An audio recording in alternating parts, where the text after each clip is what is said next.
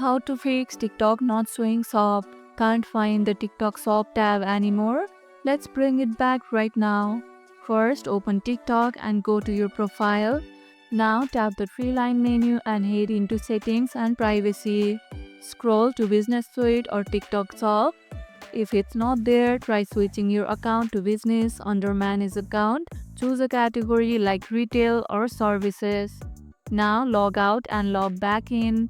Still missing? Head to the App Store or Play Store and update TikTok to the latest version.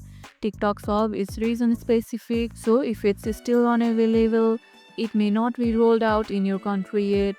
You can try using a VPN to access TikTok Shop if it's not yet available in your region. Can you see the shop feature? Let me know where you are located in the comments below. And that's how to fix missing TikTok Shop. Easy, fast, and worth trying. And if this video helped, hit the like button, share it, subscribe, and leave a comment. Thanks for watching, and I'll see you in the next one.